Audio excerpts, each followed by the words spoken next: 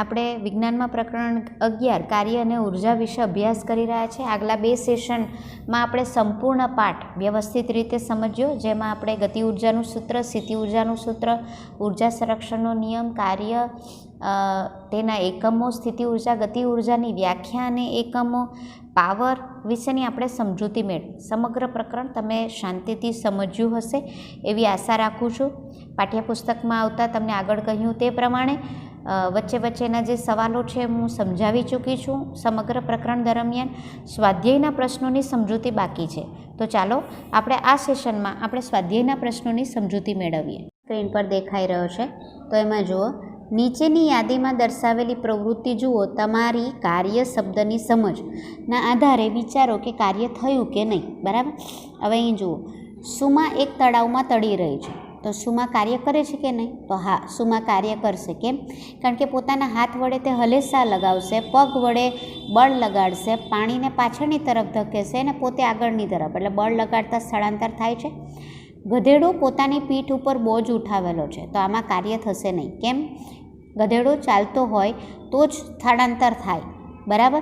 પણ અહીં તે ઊભો છે એટલે તેના દ્વારા લાગતું બળ એ ઊર્ધ્વ દિશામાં છે, એટલે એનું સ્થળાંતર નથી થતું. અહીં તમે જોઈ શકો છો, ગધેડો ઊભો છે એટલે તેના દ્વારા કોઈ બળ લાગતું, એના પર બોજો છે એટલે બોજાનો બળ એ લાગી રહ્યું છે, પણ એના અનુસંધાનમાં જે બોજો છે એનું સ્થળાંતર થતું નથી, માટે કાર્ય થશે નહીં. એક પવનચક્કી કૂવામાંથી પાણી ખેંચી રહી છે. તો હા, પવનચક્કી કૂવામાંથી પાણી ખેંચે એટલે પૃથ્વીના ગુરુત્વાકર્ષણ નીચે તરફ લાગે, પાણી ઉપર તરફ લાગે, એટલે ગુરુત્વાકર્ષણ બળની અસર હેઠળ વિરુદ્ધ દિશામાં કાર્ય થાય છે. એક લીલા છોડમાં પ્રકાશ સંશ્લેષણની પ્રક્રિયા થાય. ના, આમાં કાર્ય થશે નહીં, કારણ કે અહીં શું થશે કે પ્રકાશ સંશ્લેષણની ક્રિયા દરમિયાન લીલા છોડના પાંદડા સ્થિર રહે છે, એટલે એનું સ્થળાંતર 0 છે, એટલે કે 0 છે, અને બળ પણ કોઈ લાગતું નથી, માટે કાર્ય થશે નહીં. કારણ કે કાર્ય થવા માટે બળ પણ લાગવું જરૂરી છે અને સ્થળાંતર પણ થવું જરૂરી છે. સૂર્યના તડકામાં અનાજના દાણા સુકાય. બરાબર. તો તમને શું લાગે છે, અહીં થશે કે નહીં થાય? તો અહીં અનાજના દાણાનું સ્થળાંતર થતું નથી, માટે અને કોઈ બળ પણ લાગતું નથી, માટે અહીં કાર્ય થશે નહીં. એક આપણે ભૂલી ગયા, એક એન્જિન ટ્રેનને ખેંચી રહ્યું છે. તો હા, એન્જિન વડે ટ્રેન ઉપર જે બળ લાગે છે એના દ્વારા ટ્રેનના ડબ્બાનું સ્થળાંતર થાય, માટે કાર્ય થાય છે. સઢવાળી એક હોડી પવનની ઉર્જાના કારણે ગતિશીલ છે. હા, પવનના લીધે સઢવાળી હોડી પર બળ લાગે છે અને હોડીનું સ્થળાંતર થાય, માટે કાર્ય થાય છે. હવે આગળ જુઓ, એક પદાર્થને જમીનની કોઈ ચોક્કસ ખૂણે ફેંકવામાં આવ્યો. એક વક્ર માર્ગ પર ભ્રમણ કરી પાછી જમીન પર આવીને પડે છે. પદાર્થના માર્ગનું પ્રારંભિક અને અંતિમ બિંદુ એક જ સમક્ષિતિજ રેખા પર સ્થિર છે. પદાર્થ પર ગુરુત્વાકર્ષણ બળ દ્વારા કેટલું કાર્ય થાય? હવે અહીં તમે જુઓ, શું કહે છે કે પ્રારંભિક સ્થાન અને અંતિમ સ્થાન એ જમીનની સમક્ષિતિજ રેખા પર છે. બરાબર. એટલે પદાર્થનું સ્થળાંતર સમક્ષિતિજ એટલે સીધી રેખામાં થાય છે. અને ગુરુત્વાકર્ષણ બળ કઈ દિશામાં લાગે છે? શિરોલંબ દિશામાં. હવે અહીં એક આ મુદ્દો યાદ રાખજો મિત્રો, કે આગળ પણ મેં તમને સમજાવેલું છે કે જો આ પદાર્થ આવી રીતે સીધી રેખામાં એટલે કે સમક્ષિતિજ દિશામાં ગતિ કરતો હોય અને પદાર્થનું સ્થળાંતર આમ થતું હોય, તો બંને વચ્ચે 90નો ખૂણો બને, તો કોઈ કાર્ય થાય નહીં. યાદ રાખજો મિત્રો, આ હંમેશા. ધારો કે પદાર્થ પર બળ આમ લાગે છે અને પદાર્થ આમ ઊંચે જાય છે તો પણ, બરાબર, અને પદાર્થ આમ જાય છે અને બળ આમ લાગે છે તો પણ, મતલબ કે સ્થળાંતર અને બળ વચ્ચે જો 90નો ખૂણો બને તો કાર્ય ન થાય. અહીં એવું જ કીધું છે, તમે જોઈ શકો છો કે પદાર્થ આમ ગતિ કરી રહ્યો છે અને તેના ઉપર ગુરુત્વાકર્ષણ બળ લાગે છે. બરાબર.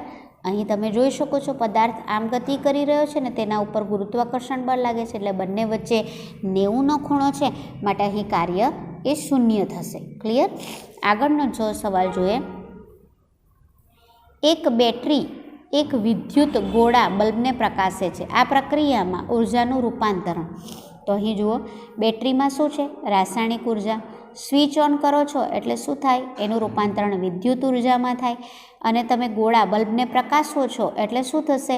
વિદ્યુત ઉર્જા, ગોળો ગરમ થશે ને એટલે તેનું રૂપાંતરણ ઉષ્મા ઉર્જા અને પ્રકાશિત થશે એટલે પ્રકાશ ઉર્જામાં રૂપાંતરણ થશે. તો તમને આ રીતે પણ સવાલ પૂછે.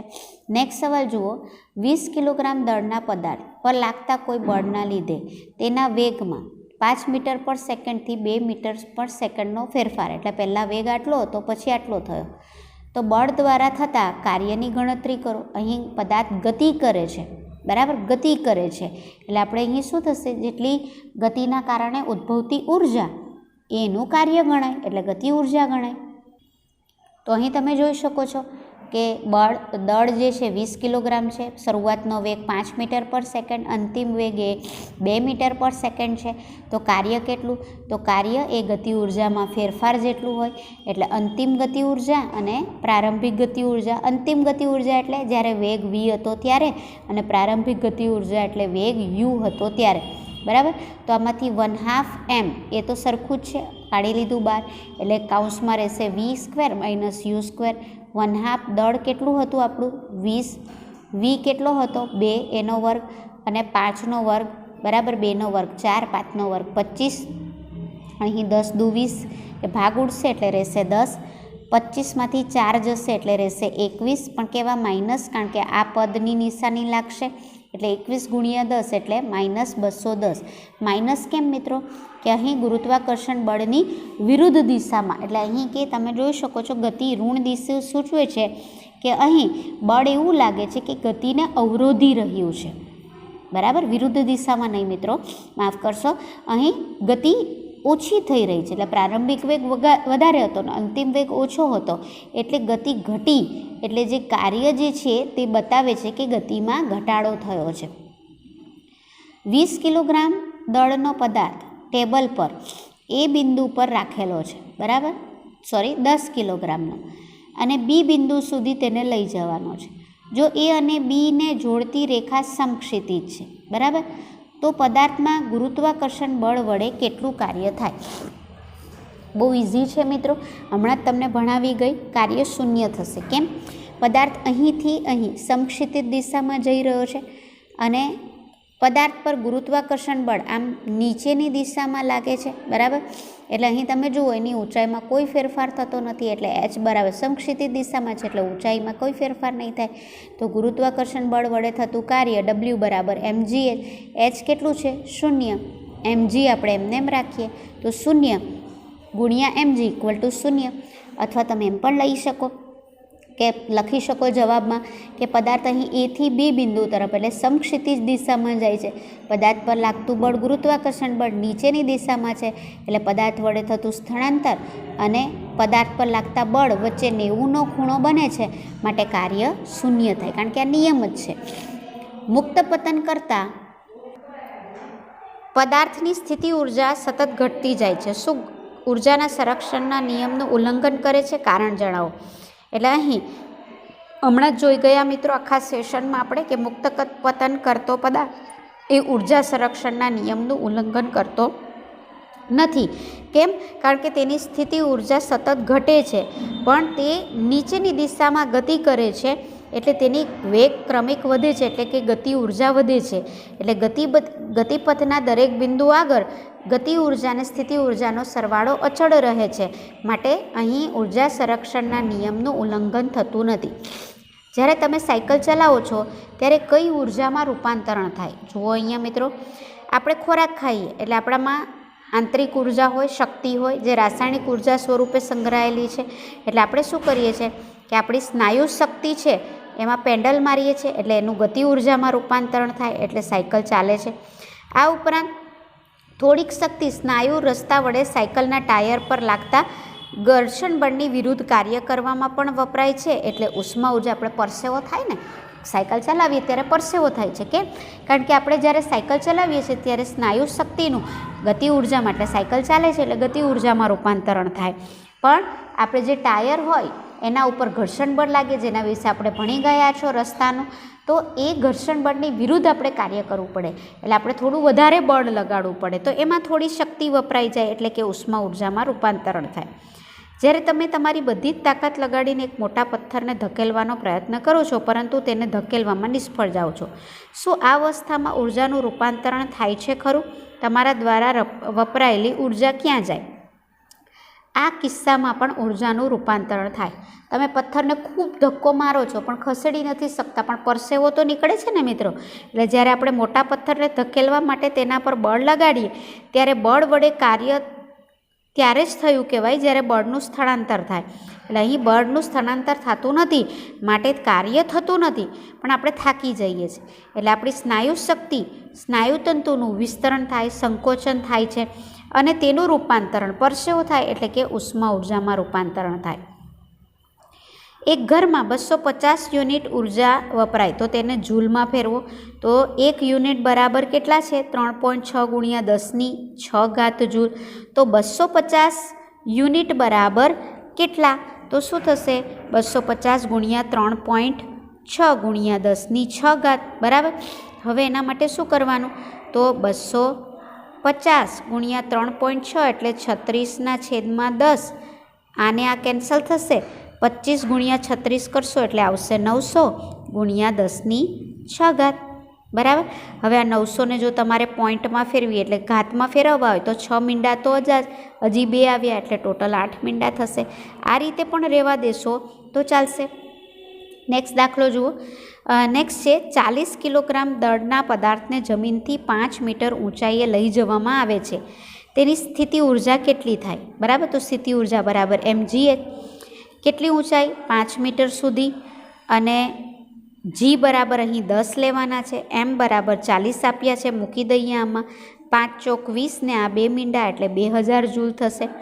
જો આ પદાર્થને મુક્ત પતન કરવામાં આવે તો તે જ્યારે અડધા રસ્તે પહોંચે છે ત્યારે તેની ગતિ ઉર્જા કેટલી થાય? હવે એ સમજીએ. જ્યારે આ પદાર્થને મુક્ત પતન કરવામાં આવે ત્યારે તેની સ્થિતિ ઉર્જાનું રૂપાંતરણ શેમાં થશે? ગતિ ઉર્જામાં થશે. જ્યારે પદાર્થ નીચે તરફ આવે છે તો નીચે તરફ આવે એટલે તેની અડધી ઊંચાઈ પહેલાં કેટલી હતી? 5. તો હવે એની અડધી કરો તો કેટલી ઊંચાઈ થશે? 2.5 બરાબર. તો હવે એનો પહેલાં વેગ ગણવો પડશે કે 2.5 મીટરે તેનો વેગ કેટલો હશે. તો આ સ્થાને પદાર્થનો વેગ કેટલો છે તો તે જોઈએ. શરૂઆતમાં પદાર્થ સ્થિર હતો એટલે એની પ્રારંભિક ઉર્જા કેટલી થશે? 0. આપણું સૂત્ર છે v² - u² બરાબર 2as બરાબર. અહીંયા s બરાબર આપણે h લઈ લઈએ, ગુરુત્વાકર્ષણ બળની અસર હેઠળ છે એટલે અહીં જી લઈ લઈએ. યુ બરાબર 0 મૂકી દઈએ. 2g બરાબર 10 અને આપણી ઊંચાઈ કેટલી છે? 2.5 એટલે આપણને વી મળી જશે. તો હવે અહીંયા તમે જોશો કે આપણે અહીં ભાગાકાર કરીએ તો 2 ગુણ્યા 10 ને 2.5 એટલે 25/10 એટલે આ 10 ને 10 કેન્સલ. 2 ગુણ્યા 25 એટલે કેટલા આવ્યા? 50 બરાબર. હવે અહીંયા v² છે બરાબર એટલે v² બરાબર કેટલા આવ્યા? 50. હવે ત્યારે તેની ગતિ ઉર્જા કેટલી છે તે શોધવાની છે. તો 1/2 mv², 1/2 m બરાબર 40 ને v² કેટલા છે? 50. તે મૂકી દીધા બરાબર. તો અહીં આવશે તમે જોશો કે 20 દુ 40, અહીં 5 દુ 10 અને ઉપર 2 મીંડા એટલે કેટલા આવશે? 1000 જૂલ. નેક્સ્ટ સવાલ જુઓ મિત્રો. પૃથ્વીની ચારે બાજુ, આ પૃથ્વી છે એની ચારે બાજુ ફરતા કોઈ ઉપગ્રહ પર ગુરુત્વાકર્ષણ બળ દ્વારા કેટલું કાર્ય થાય? તો હવે અહીંયા તમે જુઓ તો એ કાર્ય 0 થાય. એકદમ ઇઝી લેંગ્વેજમાં એનો જવાબ તમને અહીં આપેલો છે. ઇઝી લેંગ્વેજમાં તમને બતાવી દો તો આ પૃથ્વી છે બરાબર. આ આપણો ઉપગ્રહ છે, એના પર પૃથ્વી દ્વારા આ રીતે ગુરુત્વાકર્ષણ બળ લાગે છે અને પદાર્થ એટલે કે ઉપગ્રહ આ રીતે ગતિ કરે છે. તો આપણે જાણીએ છીએ વર્તુળાકાર પર પદાર્થનો વેગની દિશા જાણવી હોય એટલે કે સ્થળાંતર તો ત્યાં સ્પર્શક દોરવાનો. આ સ્પર્શક દોર્યો તો તમે જોઈ શકો છો કે લાગતું બળ અને સ્થળાંતર વચ્ચે 90ના માપનો ખૂણો બને છે, માટે કાર્ય કેવું થાય? 0 થાય. યાદ રાખજો આપ. શું કોઈ પદાર્થ પર લાગતા બળની ગેરહાજરીમાં તેનું સ્થળાંતર થાય? વિચારો અને આ પ્રશ્નના જવાબમાં તમારા મિત્રો અને શિક્ષકો સાથે ચર્ચા કરો.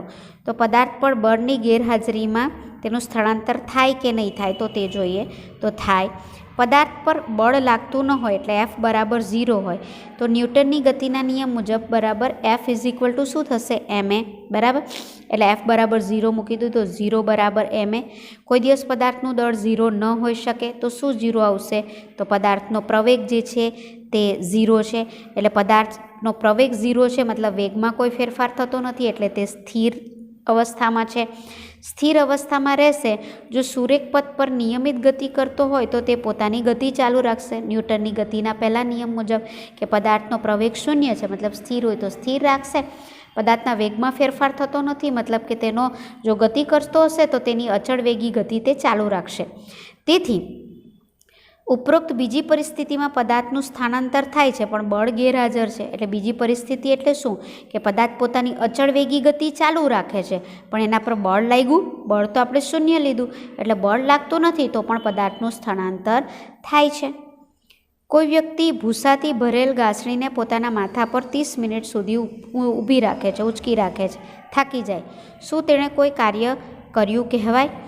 જો કાર્ય કરવા માટે 2 વસ્તુ જરૂરી છે. લાગતું બળ, તો બળ તો એણે ગાંસડી ઉપાડેલી છે 30 મિનિટ સુધી, એટલે ગાંસડીનું બળ લાગે છે પણ તેનું સ્થળાંતર થાય છે? નથી થતું. માટે સ્થળાંતર થતું ન હોવાથી તેના દ્વારા કાર્ય થશે નહીં. નેક્સ્ટ છે એક વિદ્યુત હીટરનો પાવર 1500 વોટ છે. 10 કલાકમાં તે કેટલી ઉર્જા વાપરશે? બરાબર. તો ઉર્જા બરાબર પાવર ગુણ્યા સમય આપણે જોઈ ગયા હતા. પાવર કેટલો છે? 1500 અને સમય કેટલો છે? 10 કલાક. બરાબર. તો આને આપણે કિલોવોટમાં ફેરવીએ કારણ કે આપણી ઉર્જા છે જે તે યુનિટમાં આવે એટલે કિલોવોટ અવરમાં આવે. તો આને જો આપણે ફેરવીએ કે 1000 વોટ 1000 વોટ બરાબર 1 કિલોવોટ. તો 1500 બરાબર કેટલા? એટલે 1500 ભાગ્યા 1000. 2 મીંડા ઉડી જશે. 15/10 એટલે કેટલું આવશે? 1.5. માટે 1.5 કિલોવોટ ગુણ્યા 10 એટલે પાછા 10 1.5ના 1.5 એટલે 15/10 અને કલાક છે 10 કેન્સલ થશે એટલે 15 કિલોવોટ અવર એટલે 15 યુનિટ વિદ્યુત ઉર્જા વપરાશે. નેક્સ્ટ જુઓ, જ્યારે આપણે કોઈ સાદો લોલક ખબર છે ને કે આપણે દોરી કોઈ ધારો કે લખોટી કે ગોળાકાર પદાર્થ છે એમાં દોરી બાંધી ને આ રીતે હલાવીએ અને સાદું લોલક કોઈ દ્રઢ આધાર પરથી બાંધી દઈએ અને સાદું લોલક કહેવાય. ને એક છેડે લઈ જઈને છોડી દો. આમ એક છેડે લાવ્યા અને છોડી દો તો તે દોલન કરશે. એટલે આમ જશે આમ જશે આમ જશે. બરાબર. એટલે પહેલાં ધારો કે એ પર હતું, પછી બી પર આવ્યું, પછી સી પર આવ્યું, પછી ફરી પાછું એ પરથી જઈને આમ ડી પર આવશે. ક્લિયર? તો આ ઘટનામાં થતા ઉર્જાના રૂપાંતરણની ચર્ચા કરો અને એ પરથી ઉર્જા સંરક્ષણના નિયમ સ્પષ્ટ કરો. લોલક થોડા સમય બાદ સ્થિર કેમ થઈ જાય છે એમ પૂછે છે ને આ સ્થિતિમાં તેની ઉર્જાનું શું થાય છે અને ઉર્જા સંરક્ષણનું તે નિયમનું ઉલ્લંઘન કરે છે એવું સમજાવવાનું છે. 4 માર્કમાં સવાલ પૂછાય. તો અહીં સમજીએ આખો સવાલ.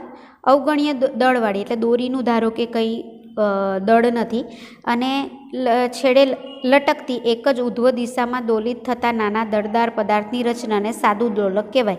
બરાબર. એટલે એક દોરી વડે એક નાનકડો પદાર્થ બાંધેલો છે અને તે ઉધ્વ દિશામાં ગતિ કરે છે તો તેને લોલક કહેવામાં આવે. હવે જ્યારે સાદા લોલકના ગોળાને સી બિંદુ સુધી સ્થળાંતરિત કરવામાં આવે ત્યારે સ્થિતિ ઉર્જા મેળવે છે. સી બિંદુ પાસે તેની ગુરુત્વીય સ્થિતિ ઉર્જાનું ઉર્જા મહત્તમ એટલે mg હોય છે ને ગતિ ઉર્જા એ 0 હોય છે. હવે એ જરા સમજીએ મિત્રો. તો આ આપણું સાદું લોલક છે. બરાબર. હવે અહીં આ જે સાદું લોલકનો આ બોલ છે એને ખેંચીને અહીંયા સી બિંદુ આગળ લાવ્યા એટલે ત્યારે એની સ્થિતિ ઉર્જા મહત્તમ ને ગતિ ઉર્જા કેવી હતી? 0 હતી. એટલે આ સી પોઈન્ટ થયું. ત્યાર પછી ગતિપથના વચગાળામાં બી સ્થાને તેની ગતિ ઉર્જા અંશતઃ સ્થિતિ ઉર્જા અને ગતિ ઉર્જા સ્વરૂપે હોય છે. બરાબર. અહીં જુઓ, ગતિપથના વચગાળામાં બી સ્થાને ઉર્જા અંશતઃ સ્થિતિ ઉર્જા અને ગતિ ઉર્જા સ્વરૂપે હોય. હવે પાછું સમજી લો. એ જે બોલ જે છે એ પાછો ગતિ કરતો આપણો બી બિંદુ આગળ આવ્યો તો શું થશે?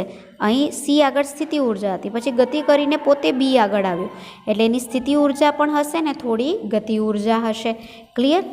તો ત્યાર પછી આગળ જોઈએ. ડી બિંદુ ગોળાને એથી ડી તરફ દરમિયાન તેની ગતિ ઉર્જા ધીમે ધીમે વધે છે ને સ્થિતિ ઉર્જામાં ધીમે ધીમે સ્થિતિ ઉર્જામાં રૂપાંતરિત થાય.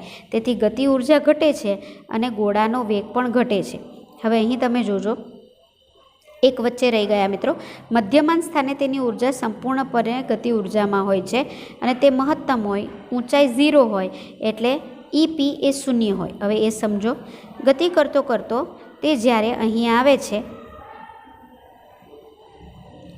ગતિ કરતો કરતો પદાર્થ જ્યારે અહીં આવે છે મધ્યમાન સ્થાનમાં એટલે અહીં, બરાબર, ત્યારે તેની ગતિ ઉર્જા મહત્તમ હોય ને તે ધીમે ધીમે તેની સ્થિતિ ઉર્જા એકદમ ઓછી થઈ જાય, એટલે તમે ન ગણ્ય કહી શકો.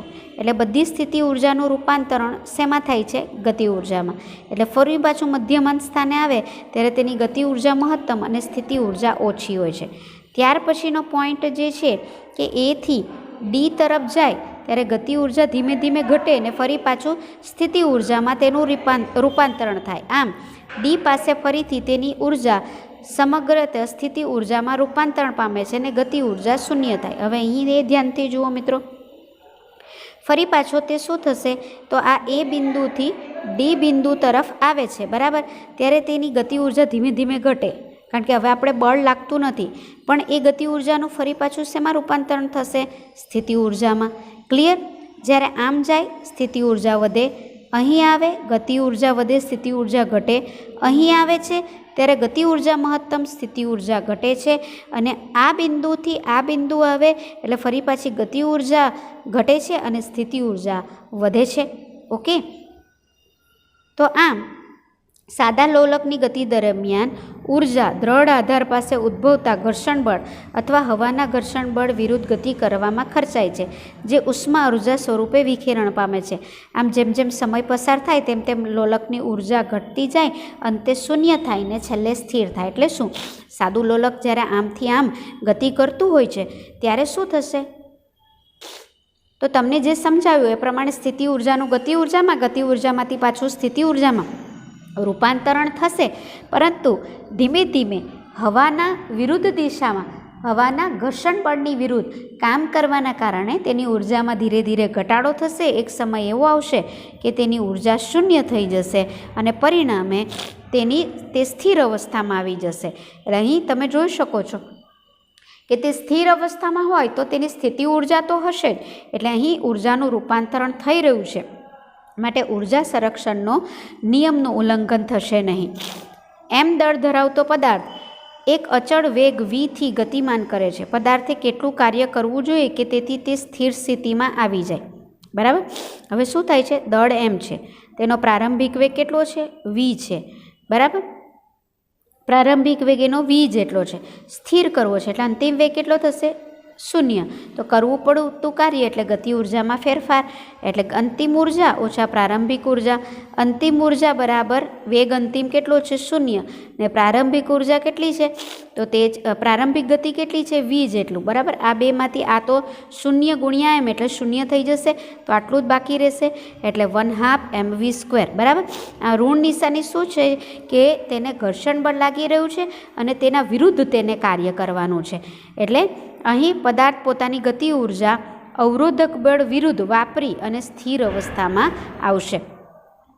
1500 કિલોગ્રામ દ્રવ્યમાન કાર કે જે 60 કિલોમીટર પ્રતિ કલાકના વેગથી ગતિ કરી રહી છે, તેને રોકવા માટે કરવા પડતા કાર્યની ગણતરી કરો.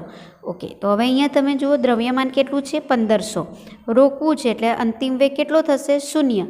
કેટલા કિલોમીટર નો ઝડપ કેટલી છે? 60 કિલોમીટર પ્રતિ કલાક. એને મીટર પર સેકન્ડમાં ફેરવીએ તો આપણે જાણીએ છીએ 60, બરાબર. એને મીટર પર સેકન્ડમાં ફેરવવું હોય તો 60 ગુણ્યા 1000 છેદમાં 3600. આ મીંડા ગયા, 5 દુ 10, 18 દુ 36, એટલે જુઓ 60 ગુણ્યા 5 છેદમાં 18. ઓકે, હવે અહીં આગળ ભાગ ચલાવીએ તો 6 તેરી 18, સોરી 3 છંગ 18 અને 10 છંગ 60, એટલે ઉપર રહેશે 10 પંચા 50 છેદમાં 3, એટલે 50 છેદમાં 3. અંતિમ વેગ 0 છે, તો કાર્ય બરાબર ગતિ ઉર્જામાં ફેરફાર, તો અંતિમ વેગ 0 છે, બરાબર. 1/2 m બરાબર 1500, 1/2 અને v 0 છે. અને આપણો જે આ વેગ જે છે અંતિમ, સોરી પ્રારંભિક, એ કેટલો આવ્યો? 1/2 એમ અને પ્રારંભિક વેગ આપણે કેટલો શોધ્યો 50/3 સ્ક્વેર મૂકી દીધો. ક્લિયર? હવે અહીં તમે જુઓ આ તો શૂન્ય થઈ જશે, બાકી રહ્યું આ એટલે શું આવશે 1/2 1500 વી બરાબર છે 50/3 એટલે 50 × 50 એનો વર્ગ છે એટલે છેદમાં 3 × 3. ક્લિયર? હવે અહીં તમે જુઓ 3 × 5 = 15 એટલે 500 આવ્યા. ક્લિયર? અહીંયા આવશે 250. ઓકે, તો હવે આપણે અહીં જોઈ શકીએ છીએ 50 × 50 × 250 ભાગ્યા 3 કરશો એટલે તમારો જે આન્સર આવશે તે આટલો આવશે. બરાબર? તો અહીં આ માઇનસ છે એટલે એની નિશાની માઇનસ, એટલે અહીં ઋણ દિશા શું છે કે અવરોધક બળ લાગે છે અને એની વિરુદ્ધ તે કાર્ય કરી રહ્યું છે.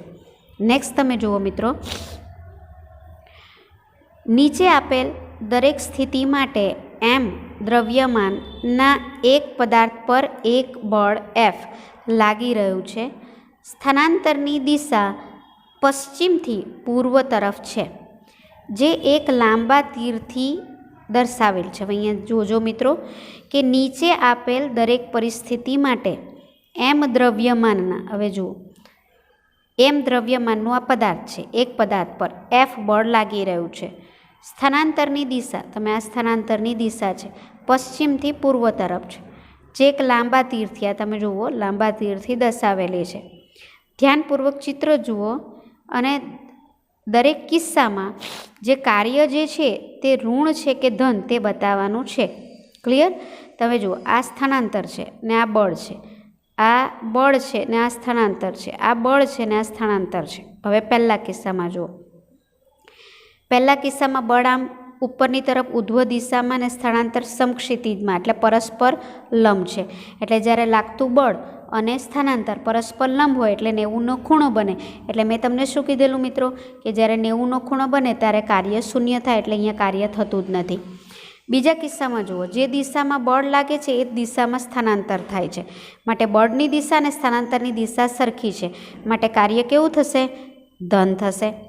ત્રીજા કિસ્સામાં જુઓ, બળ આ બાજુ લાગે છે ને કાર્ય એની વિરુદ્ધ દિશામાં થાય છે, માટે અહીં લાગતા બળની દિશા અને કાર્યની દિશા પરસ્પર વિરુદ્ધ છે, માટે અહીં જે કાર્ય છે તે કેવું થશે? ઋણ થશે. નેક્સ્ટ સવાલ જુઓ, સોની કહે છે કે કોઈ પદાર્થનો પ્રવેગ શૂન્ય હોઈ શકે, ભલે પછી તેના પર ઘણા બધા બળ કાર્ય કરી રહ્યા હોય. શું તમે એની સાથે સહમત છો? આનો જવાબ આગલા પ્રશ્નોમાં તમને મળી જ ગયો હશે મિત્રો કે હા, કોઈ પદાર્થનો પ્રવેગ શૂન્ય હોઈ શકે બળ લાગવા છતાં પણ. બરાબર?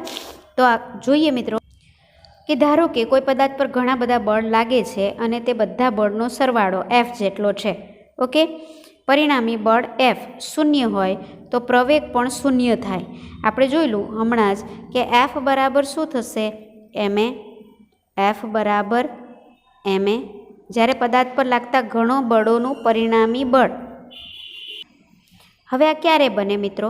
તો આપણે જોયું કે F બરાબર ma. બરાબર? હવે ઘણા બધા બળો લાગે છે એટલે બધા બળોનો સરવાળો F છે. પણ શું થશે કે બધા બળોનો સરવાળો F છે, કોઈ વાર બળ આમ લાગે છે, એક બળ, બીજું બળ આમ લાગી રહ્યું છે, ત્રીજું બળ આમ લાગી રહ્યું છે, બધા બળોની દિશા એકદમ એકબીજાથી વિરુદ્ધ થાય. તો જ્યારે પરિણામી બળ શું થશે? બધા બળોનો સરવાળો કરશો ને બધા બળોની દિશા જો પરસ્પર વિરુદ્ધ હશે તો પરિણામી બળ શૂન્ય થશે આવા કિસ્સામાં. તો જો બળ શૂન્ય થશે, બરાબર, આપણે ભણ્યા કે F = ma. એમ તો બદલાય નહીં, F બરાબર 0 આવ્યો, એમ તો કોઈ દિવસ 0 હોઈ શકે નહીં, તો 0 શું હોવાનું? એ. તો એવા કિસ્સામાં શું થશે? પ્રવેગ શૂન્ય થશે. કારણ કે આ સૂત્ર પરથી આપણે જે F = ma સૂત્ર તારવ્યું એના પરથી એ સૂત્ર મેળવ્યું હોય તો m આના છેદમાં લાવો એટલે Fના છેદમાં m આ સૂત્ર બનશે. બરાબર? F બરાબર 0 છે, m બરાબર કોઈ દળ તો કોઈ દિવસ શૂન્ય હોઈ શકે નહીં, શૂન્યના છેદમાં m એટલે શું આવશે? શૂન્ય આવશે. દરેકનો પાવર 500 વોટ હોય તેવા 4 સાધનો 10 કલાક માટે વાપરવામાં આવે તો તેમના દ્વારા વપરાતી ઉર્જા kWh શોધવાની છે. પાવર કેટલો છે? 500 વોટ. તો હવે એને કિલોવોટમાં ફેરવો એટલે 500 ભાગ્યા 1000 થશે. કિલોવોટમાં એટલે 1000 વડે ભાગવાનું, યાદ રાખજો મિત્રો. એટલે આ થશે, માફ કરશો, 500 છે, 5000 લખાઈ ગયા મારાથી. 500ના છેદમાં 1000, 2 મીંડા ઉડી જશે, 5ના છેદમાં 10 એટલે 0.5 કિલોવોટ. બરાબર. એટલે એક પદાર્થનો પાવર 500 વોટના બદલે હવે કેટલો થઈ ગયો? 0.5 કિલોવોટ. અવર કેટલા છે? 10 કલાક. આવા કેટલા સાધન છે? 4. તો 4 સાધન વડે ઉર્જા વપરાતી ઉર્જા બરાબર 4 ગુણ્યા P ગુણ્યા T. તો 4 P આપણો 0.5 અને T બરાબર 10 કલાક. તો ભાગ ઉડાડીએ તો શું થશે? 4 ગુણ્યા 5ના છેદમાં 10, 0.5 એટલે, અને આ 10 આવશે, આ કેન્સલ. એટલે શું આવશે? 5 ચોક 20, 20 કિલોવોટ અવર અથવા તો 20 યુનિટ. છે ને ઇઝી મિત્રો? 2 માર્કમાં આ સવાલ તમને પૂછાઈ શકે. 2 માર્કમાં આ સવાલ તમને પૂછાઈ શકે. મુક્ત પતન કરતો એક પદાર્થ જમીન ઉપર પડીને સ્થિર થાય તો તેની ગતિ ઉર્જાનું શું થાય? તો હવે જુઓ, આ પણ આપણે ભણી ગયા છે મિત્રો. જ્યારે પદાર્થ મુક્ત પતન કરે છે ત્યારે તેની ગુરુત્વીય સ્થિતિ ઉર્જા ગતિ ઉર્જામાં ફેરફાર પાય. જેમ જેમ ઉપરથી નીચે આવશે તેમ તેમ તેનું સ્થિતિ ઉર્જાનું ગતિ ઉર્જામાં રૂપાંતરણ થાય છે. જ્યારે તે જમીન પર પડે ને સ્થિર થાય ત્યારે શું થશે? તો તેની ગતિ ઉર્જા થોડીક વ્યય પામશે હવાના ઘર્ષણના કારણે, એટલે ઉષ્મા ઉર્જામાં રૂપાંતરણ થશે. જેવો પડે એટલે અવાજ આવે એટલે ધ્વનિ ઉર્જામાં રૂપાંતરણ થશે. અને પદાર્થની સ્થિતિ ઉર્જા અને જમીનની સ્થિતિ ઉર્જામાં ફેરવાય છે, કારણ કે પદાર્થમાં વિકૃતિ ઉદ્ભવે છે તથા જમીન થોડીક દબાઈ જાય છે. એટલે શું? પદાર્થ થોડોક જમીન ઉપર પડશે એટલે એ પદાર્થની ગતિ ઉર્જા બધી શેને મળશે? જમીન સાથે અથડાય છે એટલે જમીનને મળશે. બરાબર. તો આ રીતે પદાર્થ ઉપરથી નીચે મુક્ત પતન પામે છે ત્યારે તેની ઉર્જામાં આ રીતે ફેરફાર થાય. તો મિત્રો, અહીં આપણે આ સેશનમાં સ્વાધ્યાયના પ્રશ્નો જોયા. આશા રાખું છું તમને સમજ પડી હશે અને તમે સરળતાથી સમજી તેના જવાબો લખી શકશો. નવા પ્રકરણ સાથે ફરી પાછા મળીશું. સ્વાધ્યાયના પ્રશ્નો નેક્સ્ટ સેશનમાં જોઈશું.